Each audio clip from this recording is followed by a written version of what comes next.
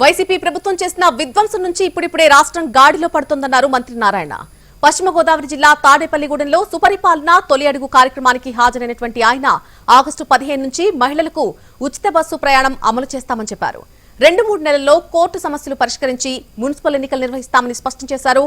TDR బాండ్ల అక్రమాలపై vigilance విచారణ జరుగుతోందన్నారు మంత్రి నారాయణ. ఉచిత బస్సు ప్రయాణం రేపు ఆగస్టు 15 డేట్ కూడా నిర్ణయించేశారు. ఆగస్టు 15 నుంచి జిల్లాలో మహిళలు బస్సులో తిరగాలంటే ఉచిత ప్రయాణం. ఎలక్షన్స్ ముందు మేనిఫెస్టో చెప్పాము.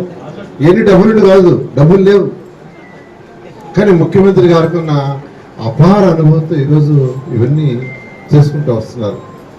అదేవిధంగా రైతు సోదరులకి 20,000 ఇస్తామని మేనిఫెస్టోలో పెట్టాం.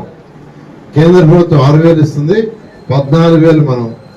వాళ్ళు ఇప్పుడు ఫస్ట్ ఇన్స్టాల్మెంట్ వేస్తే వెంటనే మనం కూడా ఫస్ట్ ఇన్స్టాల్మెంట్ వేసేటట్టుగా ఆల్రెడీ ఫైనాన్స్ డిపార్ట్మెంట్కి ముఖ్యమంత్రి గారు ఆదేశించి చేయడం జరిగింది.